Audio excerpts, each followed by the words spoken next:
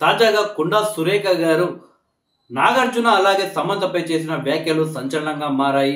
సినీ సెలబ్రిటీలు చాలా వరకు స్పందించారు. కొండా సురేఖ గారు అంతకంటే ముందే సమంత గారికి క్షమాపణ చెప్పడం జరిగింది. అయితే ఇదిలా ఉంటే మరికొందరు అంటే వాళ్ళను ఏమనాలో కూడా ఆ మాటలు కూడా రావడం లేదు. నీచులనాలో, దరిద్రులనాలో, ఏమనాలో తెలియదు కానీ అలాంటి మాటలకు, అలాంటి దరిద్రమైన భాషను మొదలుపెట్టిన వాళ్ళు కూడా ఇప్పుడు నీతులు మాట్లాడుతుంటే అసలు నవ్వాలో ఏడవాలో తెలియడం లేదు.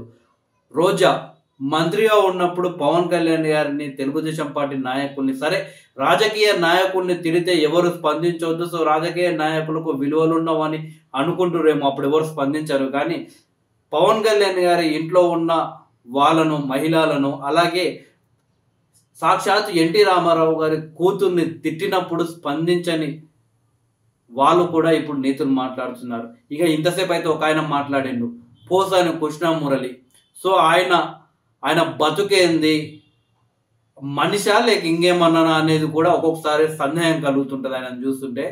చిన్న చిన్న పిల్లల్ని, చిన్న చిన్న అమ్మాయిలను బహిరంగంగానే దారుణంగా, అది మనం మాట్లాడుకోలేము ఇప్పుడు, అంత దారుణంగా మాట్లాడినోన్ని అప్పుడు వైఎస్ఆర్సీపీ కాపాడుకొచ్చింది.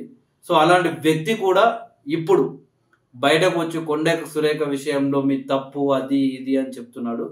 మరి ఆనాడు పవన్ కళ్యాణ్ వ్యక్తిగత జీవితం గురించి, వాళ్ళ ఇంట్లో ఆడవాళ్ళ గురించి, పవన్ కళ్యాణ్ యొక్క కూతురు గురించి, పవన్ కళ్యాణ్ నీ కూతురు చిన్నగా ఉంది, పెద్దగా అవుతుంది, సో నేను అప్పటి వరకు బతికే ఉంటాను, అప్పుడు నువ్వు రక్త కన్నీరు పెట్టుకునేలా చేస్తాను అని బహిరంగంగా చెప్పిన విధవ పోసాని కృష్ణమురళి. అలాంటి విధవలు కూడా ఇప్పుడు నీతులు మాట్లాడుతున్నారు, సారీ క్షమాపణ చెప్పాలి అని. ప్రజలంతా కొండా సురేఖది తప్పు అంటున్నారు, అది నిజమే, నేను కూడా అంటున్నాను, ప్రతి ఒక్కరికి తెలిసిందే. కానీ కొండా సురేఖ విషయంలో, అంటే ఈ విషయంలో స్పందించే అర్హత పోసాని కృష్ణమురళికి మాత్రం లేదు. సో అలాంటి వాళ్ళు స్పందించకుండా అన్ని మూసుకొని కూర్చుంటే మంచిది, ఎందుకంటే ఆ స్థాయి కోల్పోయాడు. సో చిన్న చిన్న పిల్లల మీద అఘాయిత్యాలు చేస్తామని ప్రకటించిన వ్యక్తులు మాట్లాడే అర్హత లేదు అలాంటి వాళ్ళకు. ఇకపోతే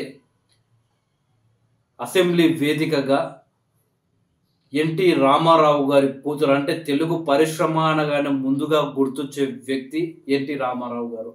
ఆయన కూతుర్ని అసెంబ్లీ వేదికగా అవమానించినప్పుడు ఈ పోసాని కృష్ణమురళి ఎక్కడ పోయాడు? సో ఇన్ని రోజులు ఎక్కడ పోయాడు? సో అంటే పోసాని కృష్ణమురళి అనేటోడే ఒక చెత్త విధవ. సో అలాంటి విధవ మాట్లాడే మాటలు మనకందరికీ తెలుసు. అలాంటి వాడు వచ్చి నీతులు చెప్తుంటే మనకు వినాల్సిన అవసరం లేదు. ముందు ఇలాంటి వాళ్ళు ఈ యొక్క ఇష్యూలపై స్పందించే అర్హత ఎప్పుడో కోల్పోయారు. ముందు పోసాని కృష్ణమురళి బయటకు వచ్చి పవన్ కళ్యాణ్ గారి కాళ్ళు పట్టుకొని, పవన్ కళ్యాణ్ గారి కూతురు కాళ్ళు పట్టుకొని క్షమాపణలు చెప్పాలి.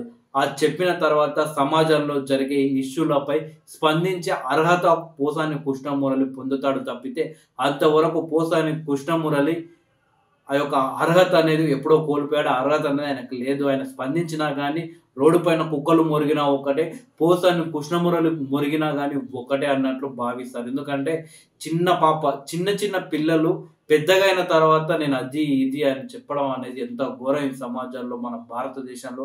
మనమందరం ఆలోచించాలి. అలాంటి వ్యక్తిని కాపాడినటువంటి వైఎస్ఆర్సీపీ నాయకులకు కూడా సిగ్గు లేదు.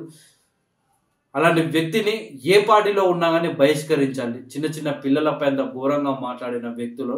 సో అలాంటి వ్యక్తులు మనకు నీతులు చెప్పాల్సిన అవసరం లేదు. అలాంటి వ్యక్తులను ఎంత దూరంగా పెడుతుందో మంచి. అలాంటి వ్యక్తులను మీడియా కూడా దూరంగా పెట్టాలి. అలాంటి వాళ్ళను ఎంకరేజ్ చేయకూడదు. సో మొత్తానికి పోసాని కృష్ణమురళి కూడా విచిత్రంగా ఆయన కూడా మాట్లాడుతున్న నీతులు అంటే నవ్వు వస్తుంది. అలాంటి వాళ్ళు మాట్లాడే అర్హత ఇప్పుడు కోల్పోయారు.